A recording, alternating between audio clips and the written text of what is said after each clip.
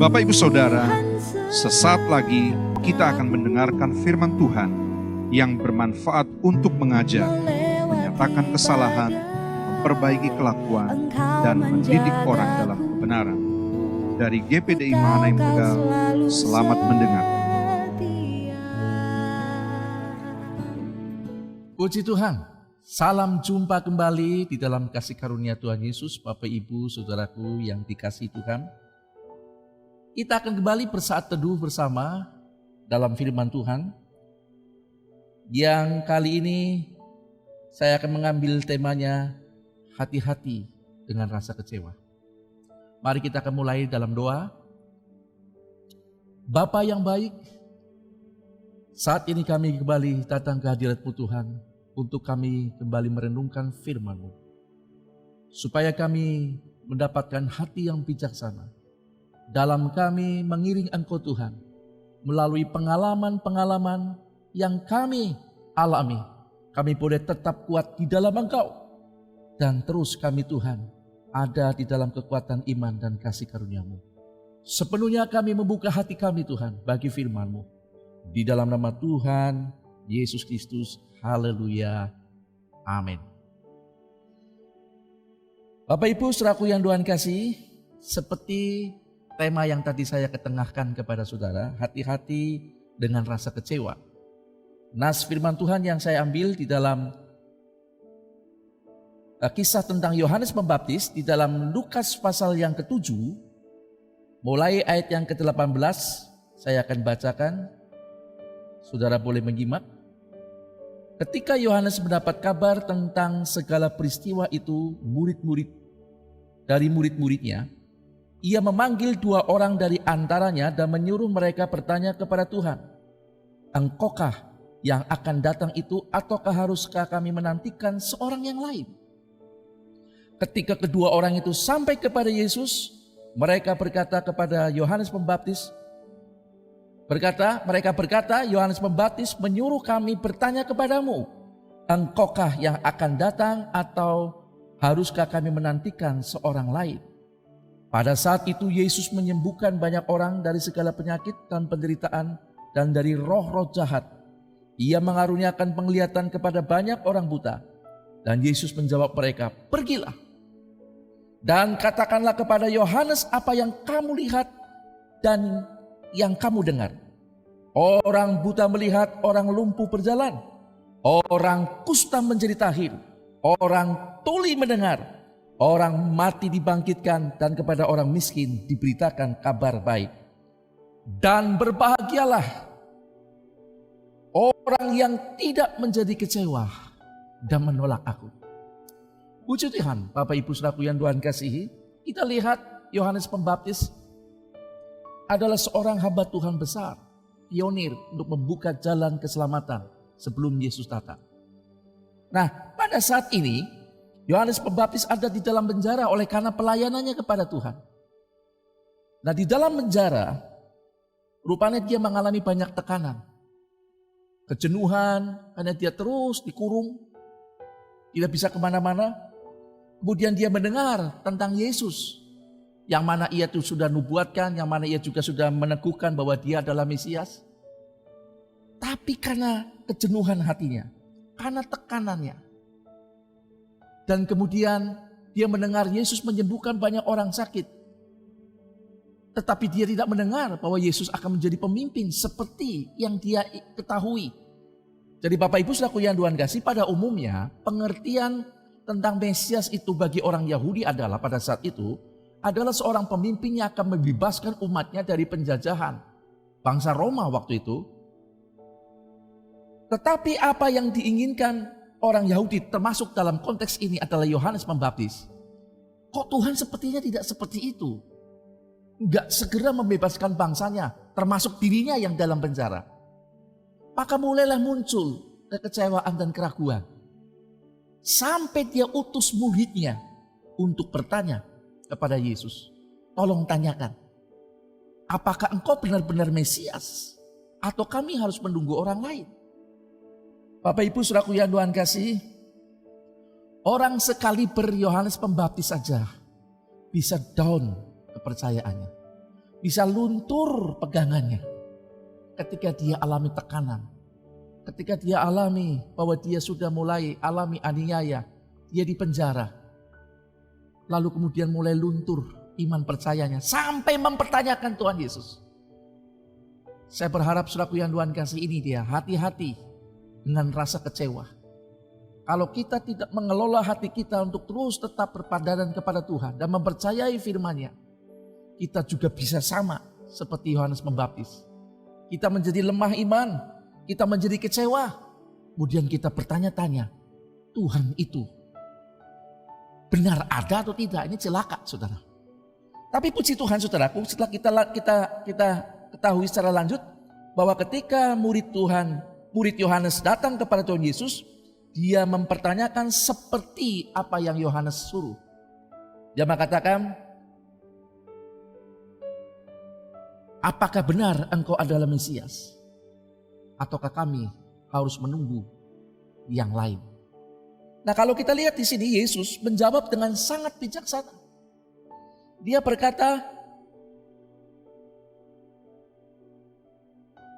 jawab Yesus kepada mereka, pergi dan katakanlah kepada Yohanes apa yang kamu lihat dan kamu dengar. Orang buta melihat, orang lumpuh berjalan, dan orang kusta menjadi tahir. Orang tuli mendengar, orang mati dibangkitkan, kepada orang miskin diberitakan kabar baik. Jawaban Yesus tidak langsung berkata ya atau tidak. Tetapi Yesus mencoba mengingatkan kepada Yohanes Pembaptis tentang siapa dirinya lewat pekerjaannya selagi dia di bumi. Ada beberapa orang yang disembuhkan oleh Tuhan Yesus dan sangat luar biasa, saudara. Sebab orang-orang yang disembuhkan Yesus dari sakit penyakitnya ini, itu justru menggambarkan sesuatu yang tidak mungkin dapat dikerjakan oleh orang lain atau kekuatan lain selain oleh kekuatan Allah sendiri, yang tidak lain adalah Mesias itu.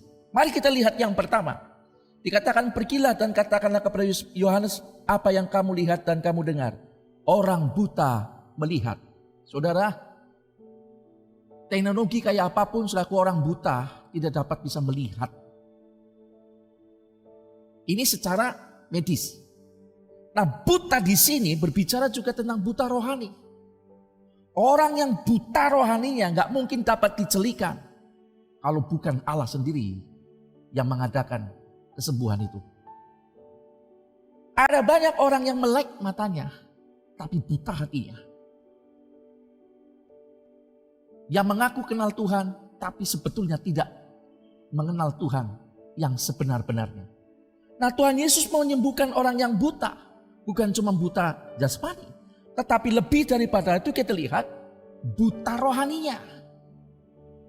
Yang kedua adalah orang lumpuh berjalan. Saudara, ini pun tidak akan dapat dikerjakan oleh manusia biasa atau kekuatan manapun selain daripada kekuatan daripada Tuhan Yesus itu sendiri, yaitu Mesias, Allah yang kita percaya. Lumpuh itu juga bisa berbicara tentang lumpuh jasmani. Orang yang lumpuh tidak dapat bergerak kemana-mana. Dia harus selalu digotong, dia butuh orang lain. Lumpuh di sini juga berbicara tentang kelumpuhan rohani. Ada banyak orang yang bisa bergerak ke sana kemari, tetapi sebetulnya jiwanya lumpuh. Dia butuh pertolongan orang lain. Jiwanya tidak berdaya karena dosa. Jiwanya lumpuh tidak berdaya karena kuasa dosa dalam kehidupannya. Dan Yesus menyembuhkan itu. Bukan cuma lumpuh jasmani, tapi lumpuh rohani. Jadi spesifik orang-orang yang disembuhkan ini, sepertinya Tuhan mengetengahkan orang-orang yang disembuhkan ini adalah gambaran dari sesuatu yang gak mungkin dikerjakan oleh manusia biasa kecuali oleh Allah. Yang ketiga, dikatakan orang kusta menjadi tahir. Pada zaman dahulu, kusta adalah satu penyakit yang menjijikan yang tidak ada obatnya. Yang cepat atau lambat pasti membunuh orang yang kena kusta ini. Nah, orang kusta yang tidak mungkin disembuhkan oleh Yesus.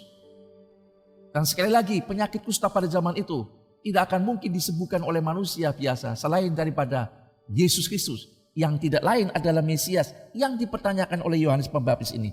Nah, penyakit kusta di sini juga berbicara tentang kusta dosa. Ada banyak orang yang kelihatannya sehat walafiat, tapi sebetulnya jiwa dan rohnya dipenuhi dengan sakit penyakit kusta yang cepat atau lambat menggerogoti hidupnya untuk masuk kepada kematian. Dan banyak orang tidak sadar tentang penyakit kusta dosa ini. Jadi kalau zaman dahulu kusta secara jasmani kelihatan dari luar, tapi zaman sekarang Yesus membuka mata jasmani daripada Yohanes Pembaptis untuk ingat bahwa tidak ada orang yang dapat menyembuhkan sakit kusta selain daripada Tuhan.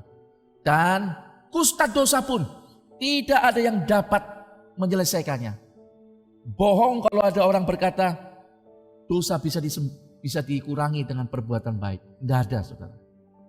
Kalau benar orang mengatakan dosa bisa dikurangi, bisa dihilangkan dengan perbuatan-perbuatan baik, maka Tuhan Yesus nggak perlu turun ke bumi untuk mati menggantikan kita. Dan kalau itu memang benar terjadi, maka surga pasti akan dipenuhi orang-orang yang merasa dirinya berjasa. Merasa dirinya punya hak untuk masuk surga. Karena sudah banyak melakukan hal yang baik, sehingga dosanya sudah dihilangkan.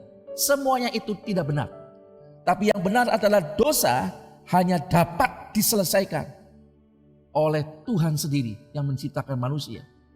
Yang mampu mengembalikan manusia, memulihkannya dari keadaan yang berdosa menjadi keadaan yang pulih sama seperti manusia sebelum jatuh dalam dosa. Dan itulah yang dilakukan oleh Allah melalui manusia Yesus yang adalah Mesias.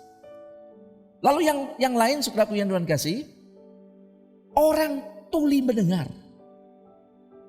Sekali lagi, Tuhan mengetengahkan orang-orang yang sakit secara spesifik yang gak mungkin bisa disembuhkan oleh manusia selain daripada Allah. Orang tuli tidak ada yang bisa menyembuhkan, saudara. Kalau toh pada zaman modern ini orang tuli mungkin bisa dikasih alat pendengar dan sebagainya, tapi itu tidak sempurna. Tapi orang tuli yang disembuhkan bisa mendengar dengan sempurna. Itu adalah pekerjaan dari kuasa Allah melalui Yesus Kristus. Tuli juga berbicara, banyak orang mendengar. Banyak orang terlihat sehat, tetapi sebetulnya rohaninya juga tuli. Ada banyak orang mendengar tentang kebenaran. Dengar, tapi tidak melakukan. Tuli rohaninya. Ada orang yang mendengar teguran firman Tuhan. Ada orang yang sudah mendengar bahwa ini ada konsekuensi. Allah mengasihi jika tidak ada kebinasaan. Kalau tetap tidak mau mengikut Tuhan dan menerima kasih Tuhan, tahu, dengar, ngerti tentang Tuhan, tetapi tidak mengerjakan, orang ini tuli rohaninya. Dan orang-orang seperti ini, sekali lagi, juga hanya dapat disembuhkan oleh kuasa Tuhan yang ada dalam pribadi Tuhan Yesus Kristus, yang adalah Mesias. Pada waktu zaman Yohanes ini, Yesus melayani sebagai manusia. Dan yang terakhir adalah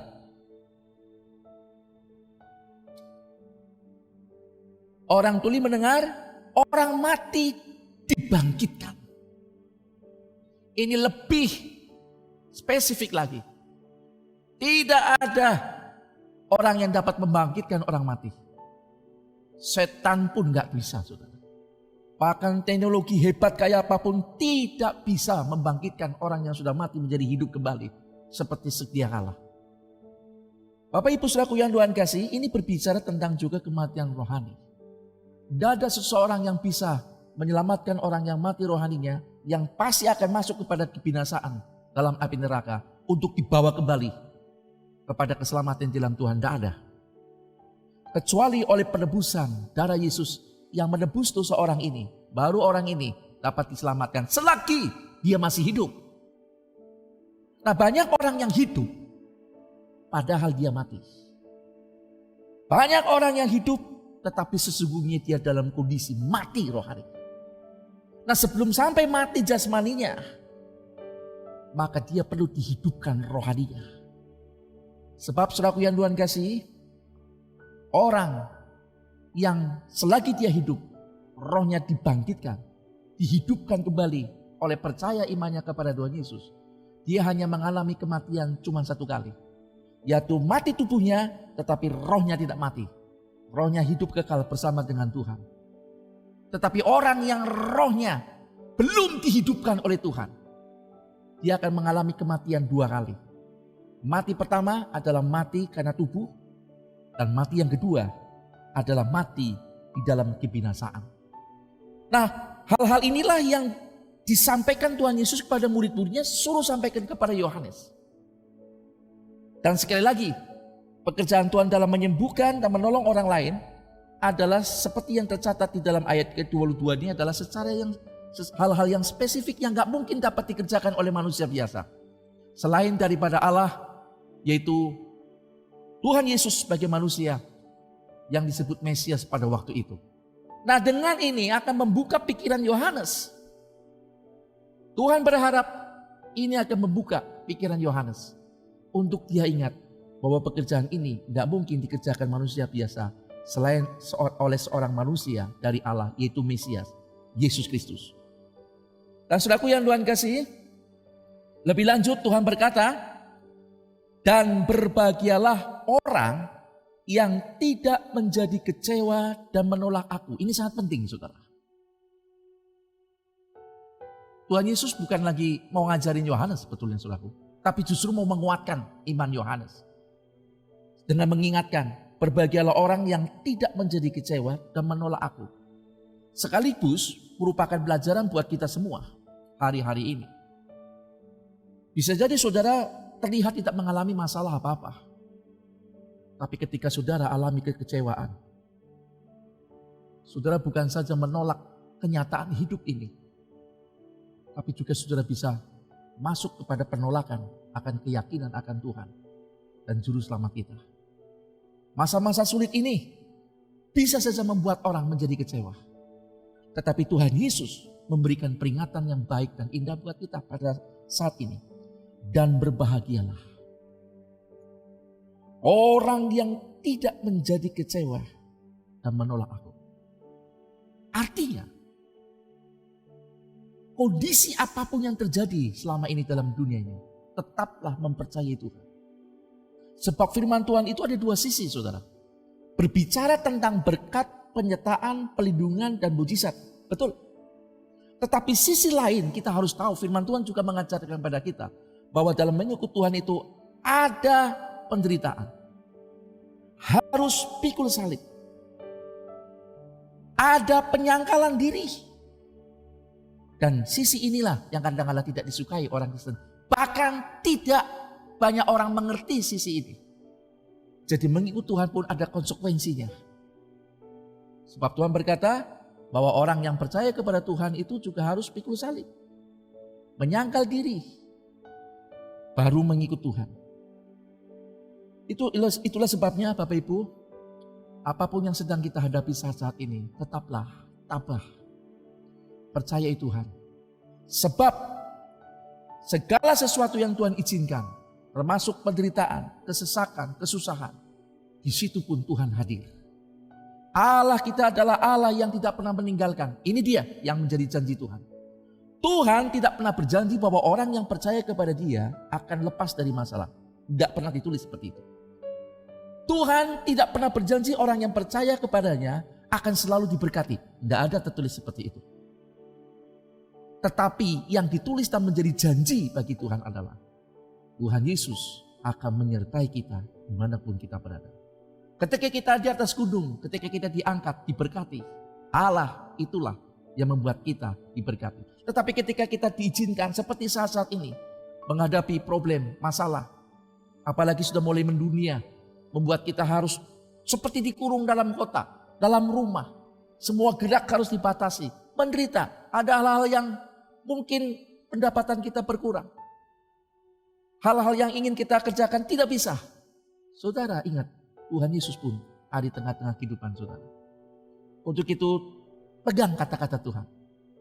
Berbahagialah orang yang tidak menjadi kecewa dan menolak aku. Kenapa?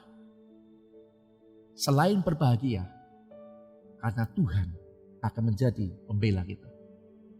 Di situ Tuhan akan terus menyatakan kemurahan-Nya. Justru di saat-saat seperti inilah saudaraku,